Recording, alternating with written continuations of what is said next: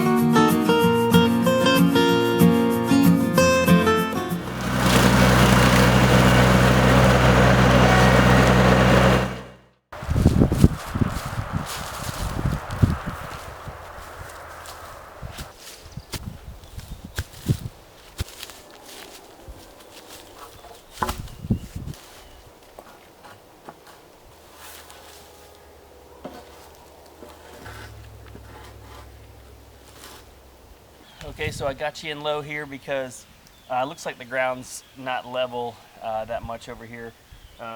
This is the next day. I got approval to kind of put it here. April said it was good, so I should have got it in writing before I got started. But anyway, so for now, it's pretty unlevel, and I think I'm gonna have to take that side down some. Probably about 3 inches or so.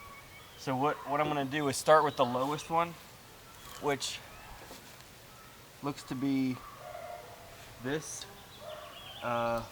pillar here. I'm going to kind of cut it down until it gets a little bit stable soil, so it's not just on this topsoil junk. So and then start from there and level everything out, and then start building the bottom.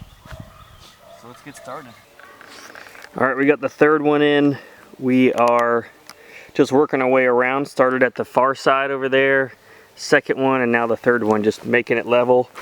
Did the little trigonometry to make sure it was square. And then we gotta go back over here to start the last one. But we got a little friend coming to say, hey, this is Blackbeard. Say, hey, Blackbeard. Hey, he's our three-legged black lab. So finally finished all of the footings. Got them set down in here. Everything's square and level.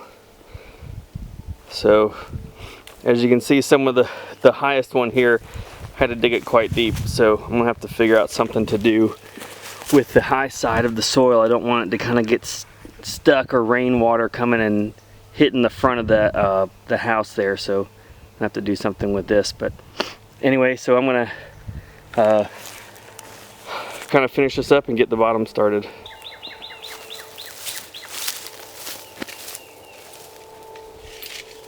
I think I'm going to do the floor joist every 2 feet, so that way it's not really tight spacing, but enough to keep you supported if we have to walk around in there some. But I'm going to measure the joist here going from side to side. 5 feet 8 inches and 7/8. 8 and 7/8. All right, good. So I'm gonna cut some 8 5'8" 7/8.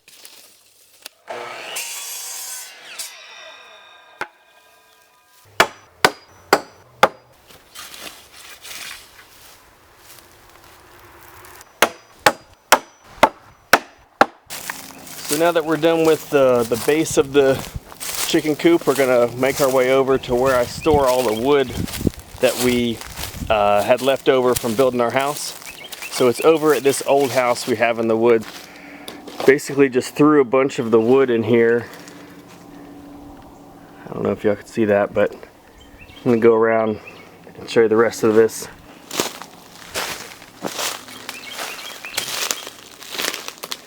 Watch out for the snakes back here.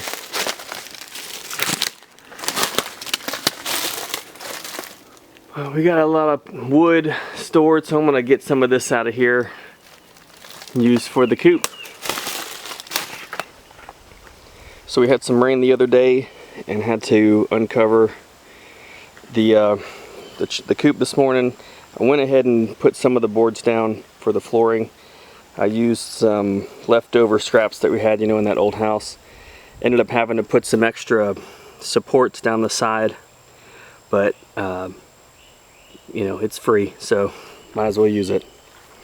So next we're gonna finish off this flooring and go from there.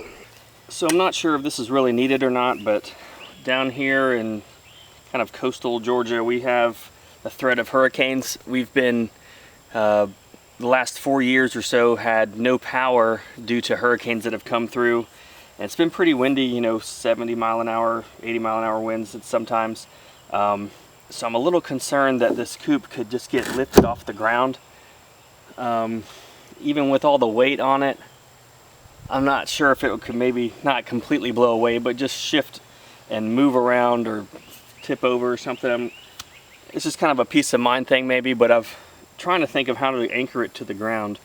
And what I've come up with was dig a hole here, and I got a piece of pressure treated wood here and some wire through it around a washer, and drop this down in the hole and then secure the other end to a screw in the side of the coop. So I'm not sure if that's gonna do a whole lot. I think it's just a peace of mind kind of thing, but having this down in the ground, I don't think it'll, you know, about 2 feet, I don't think it'll pop out. I think you'll break the wire first. Out of here.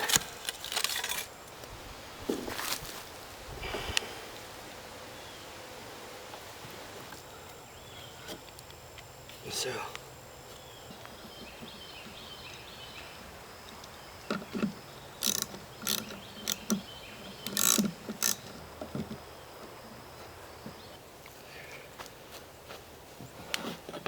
I had a lot of these nails left over from when they built my house. They kind of left some out in the weather. You can see they're all rusted. So I've been using these for a lot of projects, and I don't have the nail gun, so what I've been doing is just using another nail and scoring the paper. Makes it pretty easy to separate them. So you just get a good bit of them scored, and then I just take it and twist it. And you know, it's good to have gloves on, especially when you're messing with rusty nails. But again, it's free, so, or I guess at least I'm paying for it with my mortgage. Leftover nails. So anyway, we'll get started on nailing the rest of this down. So I've got this side kind of generally laid out. I have you on this side so you can kind of see what I'm talking about with looking at it from the bottom, I guess you'd say, of the wall. Is got the nesting boxes laid out here. I just kind of was, I know they should be about, I guess, 12 inches, like a 12-inch cube for each nesting box. So I'm gonna have 5 here. This would give me 5 feet, and I could put some dividers in there. And then this part, which would be up against the wall, is about 16 inches tall. So then when we get down to the other end of the nesting box, it can be you know, maybe 11, 12 inches, so it has some fall for the roof part. So I have this. I haven't really decided if we're gonna put windows on top of the nesting boxes in the side of the coop. So I'm just gonna put one middle support. It's not really like a true house would be built with the headers and all that, but there's hardly any weight on this, and those 2x4s will be fine. So this is kind of what I've got. I'm gonna start transferring some measurements from the bottom to the top, the bottom plate to the top plate. That way you can know your square. So I'm gonna be doing some of that and then hammering it together. So the last few days I've got a lot completed, somewhat I guess. I've got this last wall in, similar construction to the others. It's just gonna have 2 windows in the side, just basic 2x4s every 2 foot. And then I got this, the first of the rafters in, and then this temporary support here.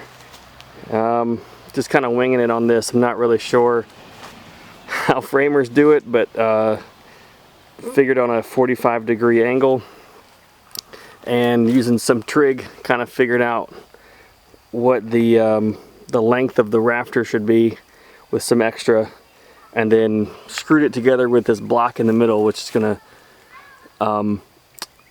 signify the ridge beam, I guess you'd say. So I could prop it up here and get a handle on how everything looks, and then cut the notch. Pretty simple with a you know, speed square going 45 and 45, just being sure that this point and the other point on the other side was 6 feet apart. So just kind of laid it out, took some measurements, and then made this notch so it fits nice.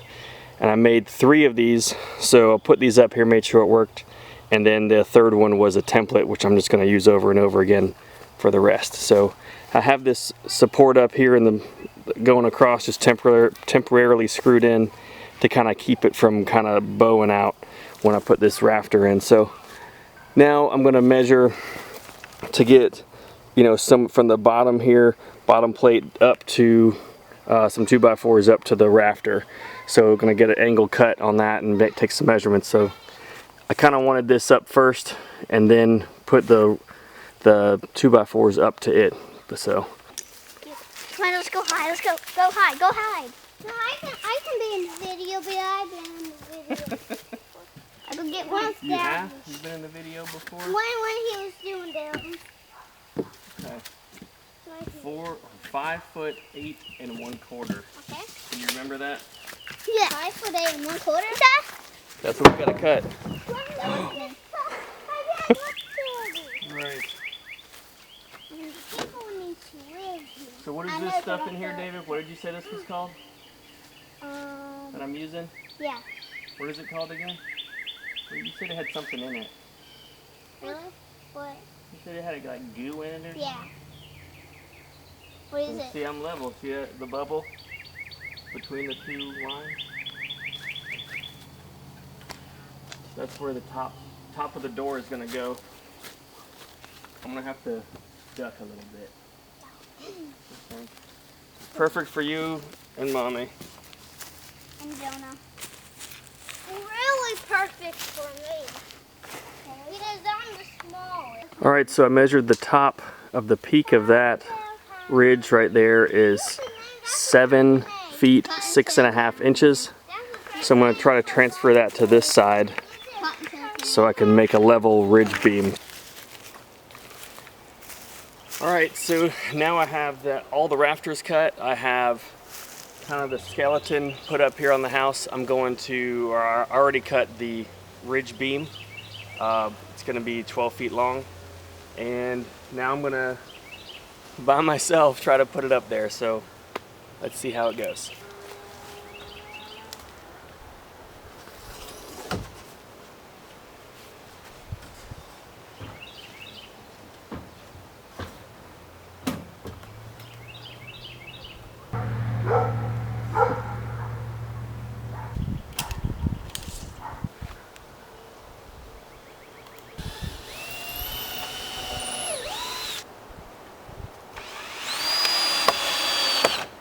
So now that I've got the ridge beam up, kind of spaced the rafters out, I measured off from the bottom. They're every 2 foot, and I'm going to do that on the top when I get to the top to screw them in. So now I'm just going to start screwing them in on each side, just to kind of toenail them into the top plate of the side piece here. So, all right, so that's going to be it for part one of this project. We have the foundation done. Actually, we have the alternate location started.